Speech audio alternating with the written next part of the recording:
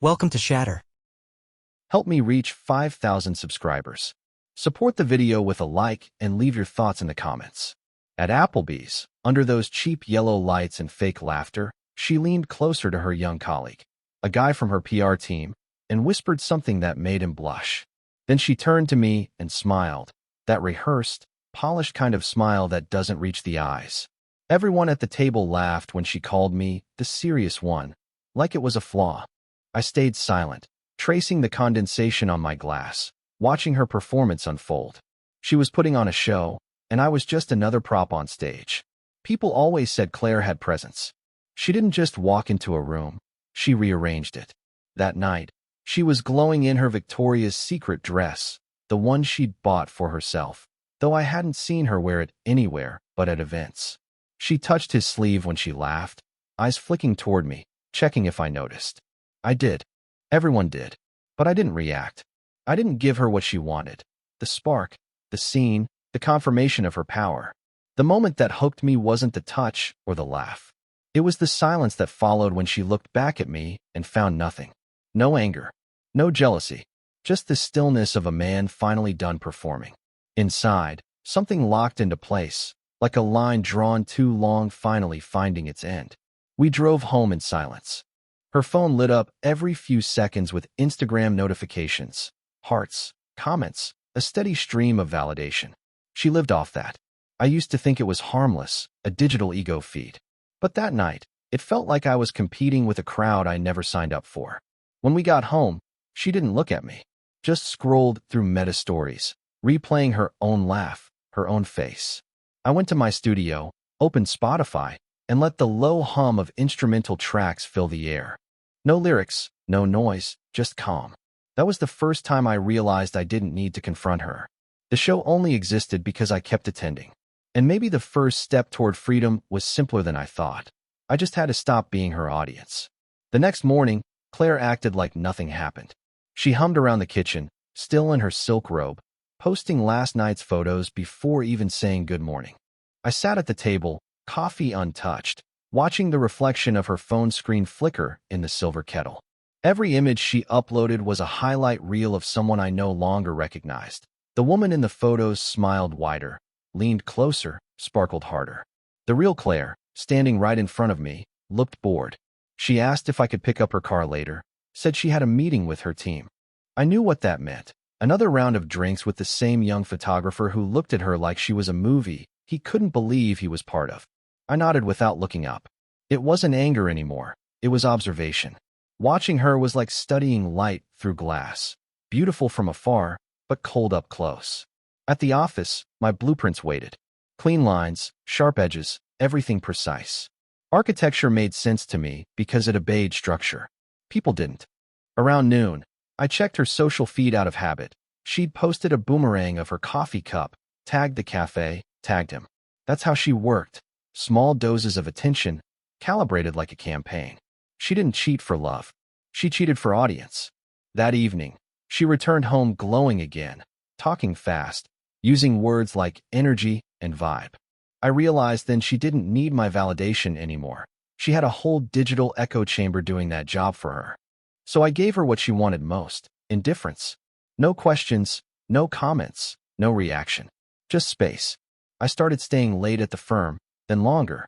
When I finally came home, she was usually asleep, her iPhone dimly lighting the room as notifications rolled in. I sat in the dark, listening to the quiet rhythm of Spotify in my earbuds, feeling something shift inside me, the beginning of distance. It didn't come as anger or sadness. It came as stillness, the kind that warns before a storm. I realized that the next time she tried to make me part of her act, the audience she depended on would already be gone. It was the charity gala that confirmed what I already knew. Claire loved any event with a spotlight, and that night she was radiant, perfectly styled, every gesture designed for effect. The young photographer, Evan, was there too, of course. Her creative partner, she called him. I stood across the room, drink in hand, watching her move through the crowd like she was floating on applause. People saw us and assumed we were solid. We looked like balance, the calm architect and the vibrant PR director. Only I knew how hollow that image had become. When she laughed at something Evan said, Touching his wrist as if she couldn't help herself, I caught the look in his eyes. It wasn't love. It was awe. He believed he was chosen. What he didn't realize was that Claire didn't choose people. She cast them. Each man was a mirror, reflecting whatever story she wanted to tell about herself. I'd been that mirror for years. Tonight, she had a new one. Later, when we posed for photos, she leaned into me, the perfect picture of connection. Her perfume hit my throat like static, too sweet, too sharp. After the flash, she pulled away immediately, turning back to Evan, laughing again. It was all so controlled, so deliberate. For a second, I thought about confronting her right there, but something in me froze. The noise around us faded, and I realized how small that would make me look, reacting, defending, playing her game. So I didn't. I let the silence speak. Back home, she didn't follow me upstairs. I heard her in the living room, still scrolling, the faint sound of her voice as she played back her Instagram stories, analyzing angles, captions, engagement. I opened my laptop, blueprints on the screen, but I couldn't focus. The geometry of her deceit replayed in my mind. The symmetry of lies, the architecture of control. When I finally went to bed, she was still awake, the glow of her phone lighting her face. She looked almost peaceful. That's when it hit me. She didn't see the shift yet. She didn't notice that the man lying next to her wasn't the same one who used to chase her attention.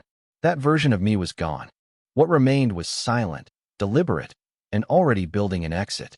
The morning after the gala, she moved through the house humming again, like every song on the radio was about her. I watched from the doorway, coffee in hand, her reflection caught in the mirror. She looked flawless, practiced, entirely untouchable. I realized then that beauty can be cruel when it's used as a weapon. Claire's charm wasn't warmth. It was control dressed as affection. And I'd spent years mistaking it for love. That week, I started making changes quietly. I found a small space downtown, an old workshop near the river, the kind of place no one would think to look. The walls were unfinished, concrete, dust everywhere. But when I stepped inside, I felt something I hadn't felt in years: peace. I told Claire it was a side project, and she didn't ask questions. She didn't care enough to. While she was at her agency planning another campaign, I spent hours at that workshop sketching, measuring, rebuilding. I went to Home Depot on weekends, filled the back of my Camry with tools and wood, and rebuilt the room piece by piece. Every nail I drove in felt like a quiet declaration. I'm not trapped anymore. At home, nothing changed on the surface. She still played her part, still laughed too loudly at dinner with friends, still brushed past me like I was a wall. But my silence had changed. It wasn't surrender, it was calculation. I stopped reacting to her provocations.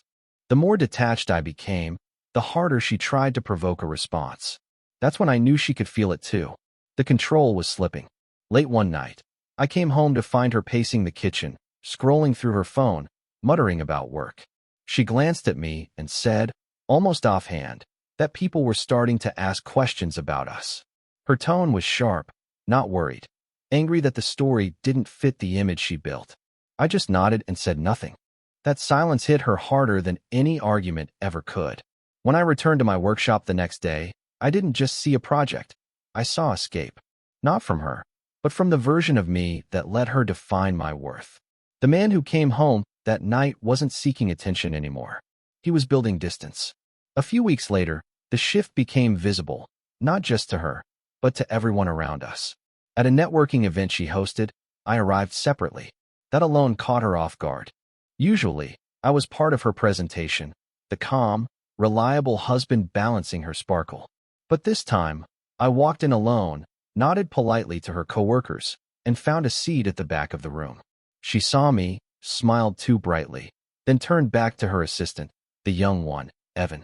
The entire evening felt different. I didn't play my usual role. I didn't hover near her or pretend to be engaged in her PR small talk. I spoke with a few people from architecture firms, exchanged contacts, and that was it. No scene, no emotion, just quiet precision. The less I tried, the more she fidgeted. Her laughter grew louder, her gestures bolder, her glances toward me sharper. She was performing for an audience that was no longer watching. When I left early, I saw her notice. She hesitated mid-conversation, her voice faltering for the first time that night. But I didn't stop. I drove straight to my studio, the space that now felt more like home than our house ever did. I sat in the dim light, sketching new layouts for a client who'd once worked with her firm. Now, they wanted me instead. The irony didn't escape me. By the time I got back home, she was already waiting, pretending to scroll through her phone but really listening for my footsteps. She asked why I'd left so suddenly. Her tone wasn't caring, it was defensive. I told her I had work to do, and for once, she didn't know how to respond. The silence between us wasn't tense anymore, it was final. That weekend, I moved more of my things into the studio. I didn't announce it, didn't explain. I just started living differently. Claire kept posting, kept curating her version of perfection on Instagram, but it began to feel desperate. You could see it in her captions. Too long, too forced. Her world thrived on attention, and mine was built on quiet. The two couldn't coexist anymore, and slowly, she was starting to realize that her performance was losing its only real witness. It didn't take long for people to start talking. Friends, co-workers, even family began to sense the shift. At gatherings, they'd glance between us, unsure what they were seeing. Claire tried to hold the illusion together, still laughing, still touching my arm at just the right moments. But the rhythm was gone. The chemistry she'd once controlled so easily was evaporating, and everyone could feel it. One evening, at another Applebee's dinner with her team, I arrived late and took a seat across from her instead of beside her. She didn't like that. She tried to make a joke about my busy architect schedule, but her voice cracked slightly when no one laughed. Evan, sitting too close to her, looked uncomfortable. It was strange. He used to mirror her every expression, but now even he looked uncertain. Without realizing it, she had started losing the very attention she fed on.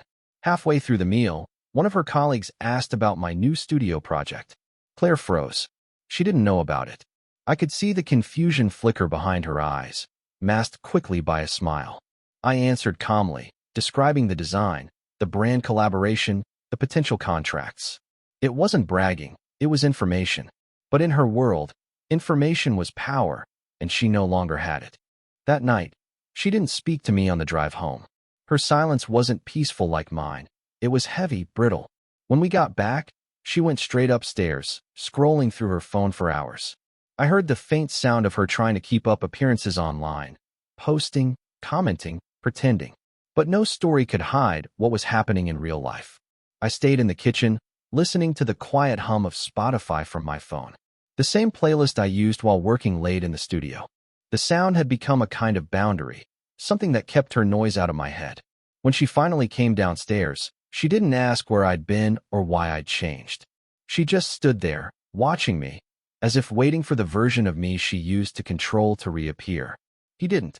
He was already gone, replaced by someone she couldn't reach anymore. By the time spring came, she had lost her rhythm completely.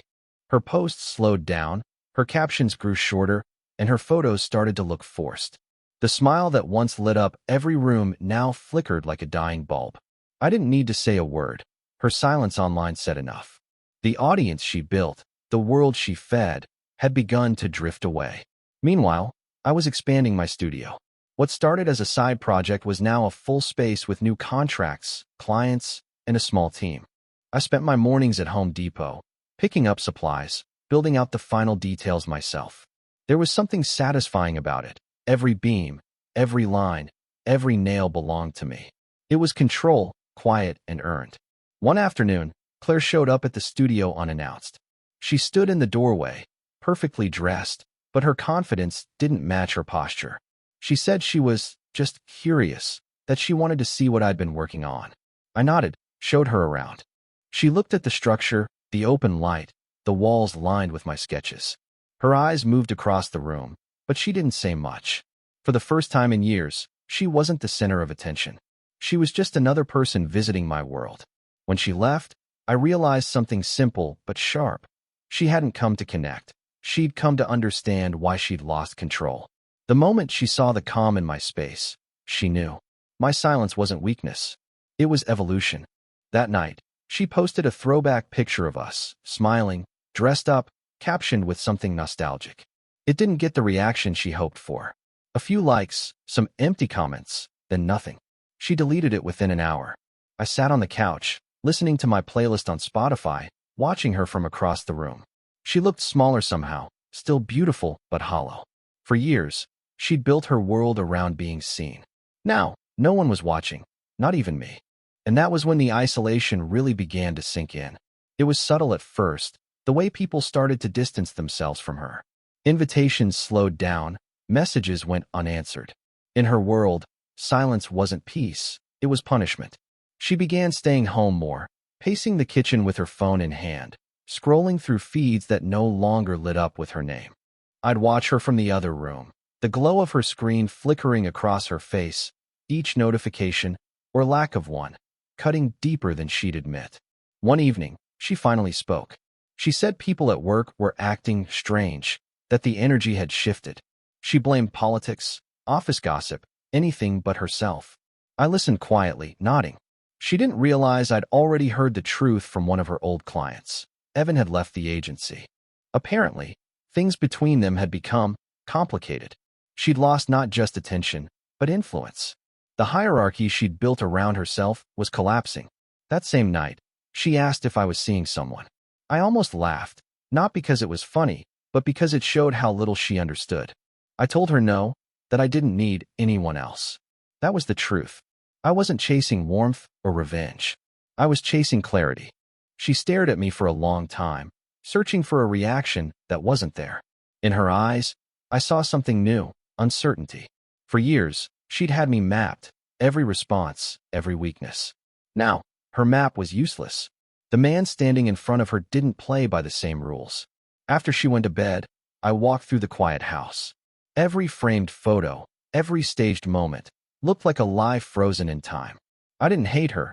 I'd simply stopped participating. That was worse for her than anger ever could be. When I returned to the studio the next day, I found a peace she'd never understand. The hum of tools, the faint sound of my playlist, the rhythm of work. It all reminded me who I was before the noise. She wanted control through attention. I found control through absence. And that's when I realized she wasn't fighting for love anymore. She was fighting not to disappear. By summer, the distance between us was more than emotional. It was visible. We lived in the same house, but it felt like two separate timelines overlapping. She tried to revive the version of herself that once ruled every room, posting old photos, reaching out to friends who no longer responded. The likes still came, but fewer, slower. You could see the desperation in every filtered smile. Her world wasn't collapsing dramatically. It was quietly deflating. I'd start my mornings early, leaving before she woke up, driving my Camry to the studio while the streets were still empty. The quiet became addictive. My projects were growing. New clients came in, some of them people who used to work with her agency. They'd say things like, "You've really stepped up lately," or "We always knew your work had more depth." I didn't gloat. I just listened. Every success was another brick in the wall between who I was and who I'd been with her. One evening, I returned home and found her sitting on the floor in the living room, surrounded by open boxes. She said she was reorganizing, but it looked more like she was searching for something she'd lost. There were old photos, letters, ticket stubs, artifacts of a life she'd edited for public display. She asked if I remembered the night one of those pictures was taken. I told her yes, but my voice was flat, distant. The memory didn't sting anymore. It barely existed.